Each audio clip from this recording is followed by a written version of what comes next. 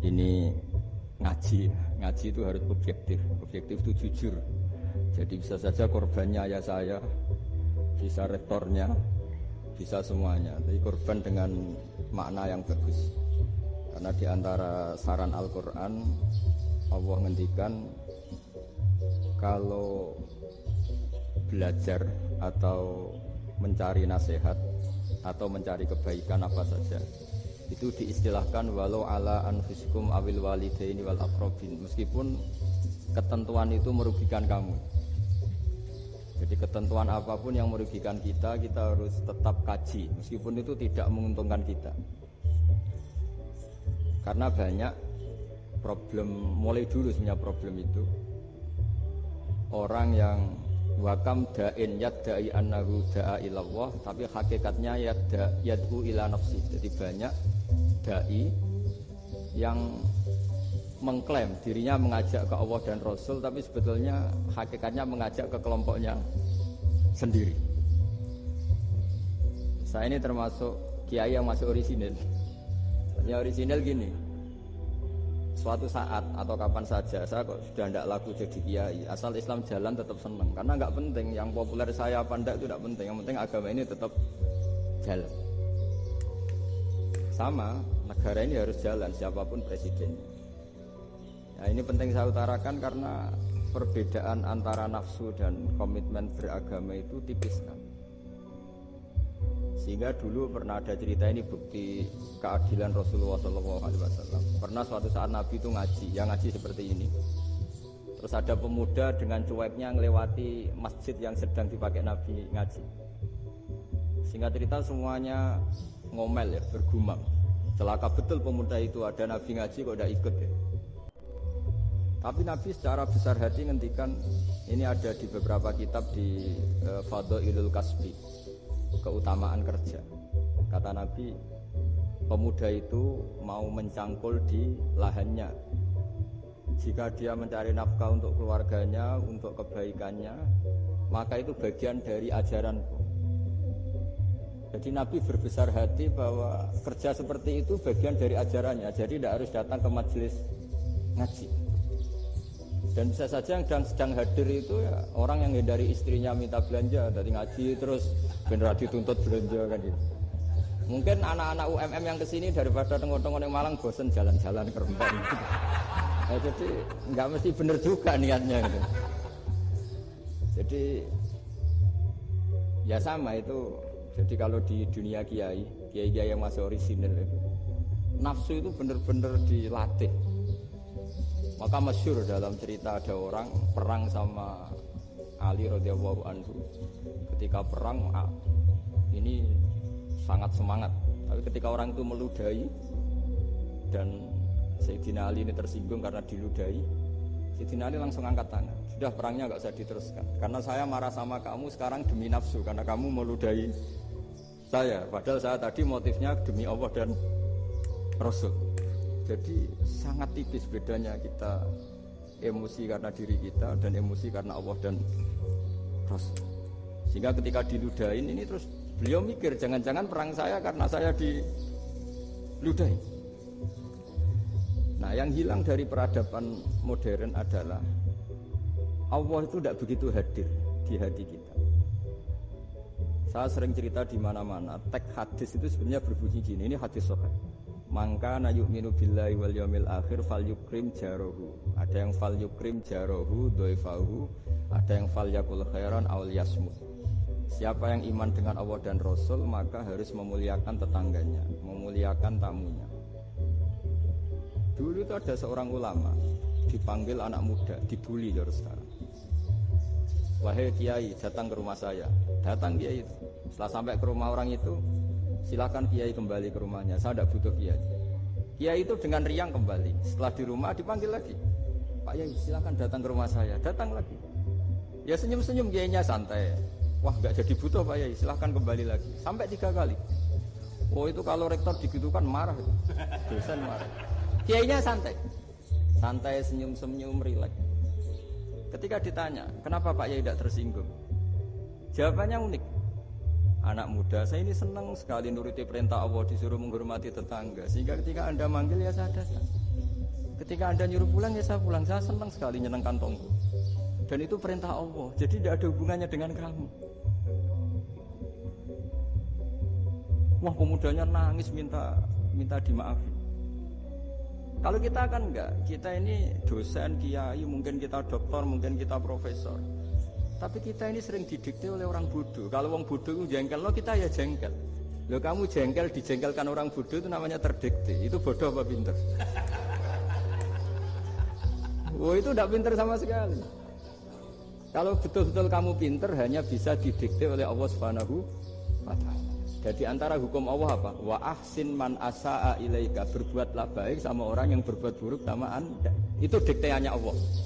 Kalau dikteannya orang-orang bodoh kayak dimangkel ben mangkel, terus kamu mangkel. Itu bodoh apa pinter? Nah, problem kita kekinian adalah wong pinter wong bodoh itu podo-podo bisa didikte oleh sekelilingnya.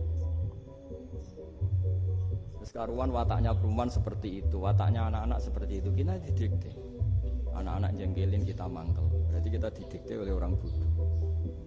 Makanya agama itu unik, kadang ngendikan wa ahsin man asa'a ilaika, kadang wasil mangkoto akan, sambunglah orang yang memutus kamu.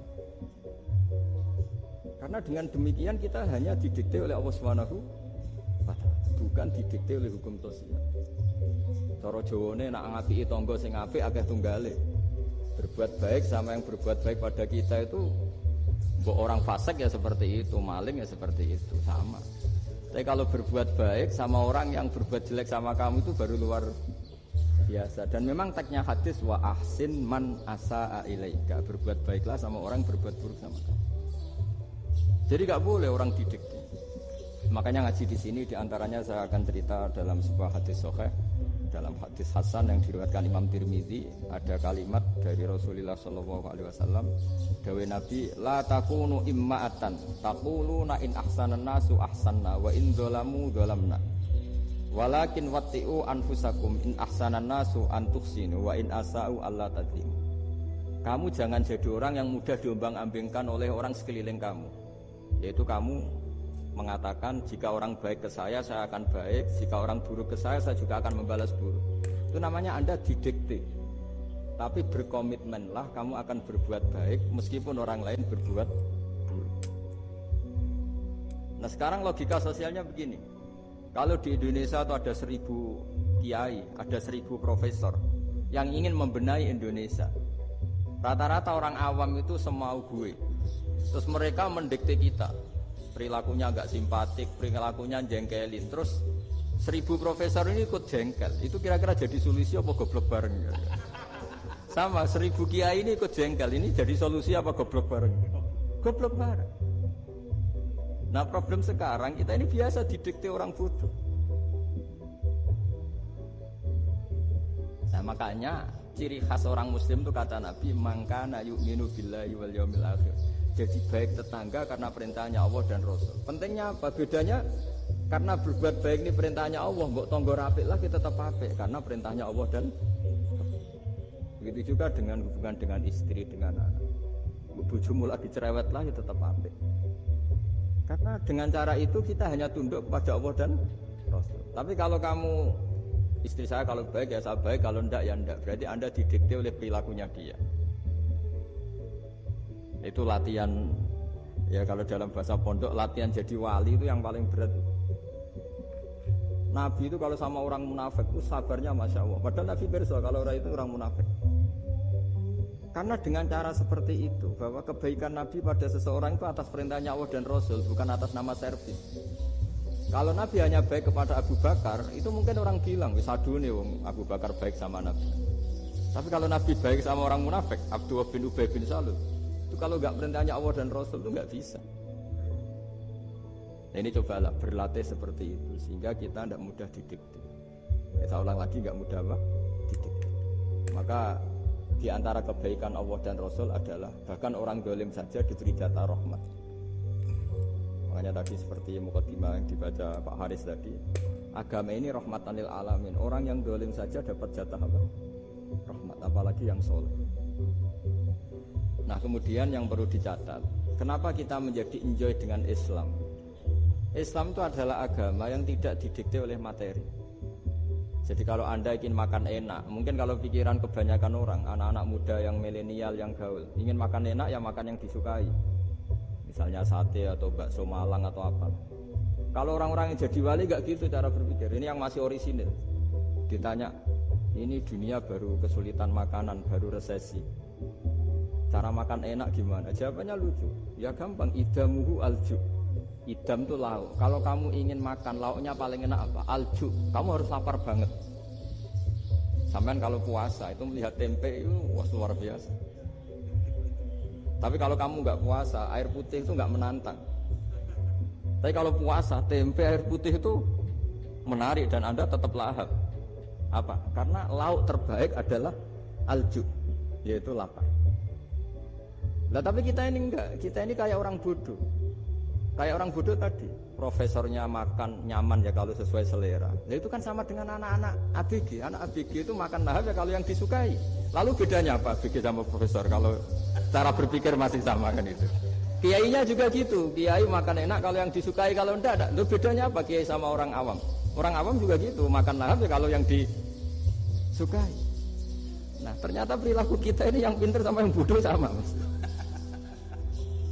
Kalau kamu ingin berkasta lebih baik, itu cara makan enak itu apa? Idamuhu aljur. Lauk terbaik adalah karena kita sangat lapar. Makanya masyhur dalam cerita-cerita tarikh sirah nabawiyah. Nabi diberi hadiah, beberapa hadiah. Di antaranya ada yang diterima, ada yang enggak. Termasuk yang dikembalikan itu dokter. Ada seorang raja memberi hadiah Nabi dokter Tobib. Itu sama Nabi dikembalikan. Karena dokter ini sudah lama kumpul Nabi itu gak pernah sakit. Akhirnya dokter ini putus asa, ini gak perlu diobatin. Ketika ditanya, kenapa ya Rasulullah engkau gak pernah sakit? Karena kita ini kaum, kita ini komunitas masyarakat yang tidak akan makan kecuali lapar. Dan kalau sudah makan, berhenti sebelum kenyang. Jadi sederhana sekali pengobatan zaman Nabi. Sebagian besar penyakit itu pasti disebabkan kita ceroboh dalam hal makan. Sudah ngerti kalau durian masalah, kalau makan durian enggak kehitung gitu. Apalagi kalau gratisan itu tambah banyak. Gitu. Pola tidur juga gitu kata Nabi. Dan kita tidak tidur kalau tidak sangat ngantuk. Nah, itu namanya orang-orang soleh yang sudah ada didikte materi. Kalau yang didikte materi kan bisa tidur nyenyak kalau kasurnya enak, AC gini-gini. Sebenarnya enggak, tidur enak itu ya kalau sangat ngantuk. Mbok di gudang, mbok di bis, kalau sangat ngantuk ya semuanya ya enak. Sama, mbok lapar, mbok hanya tempe, tapi kalau sangat lapar itu ya enak. Nah ini ilmu yang mulai hilang, ilmu-ilmu yang mulai hilang. Nah, cara ibadah juga gitu.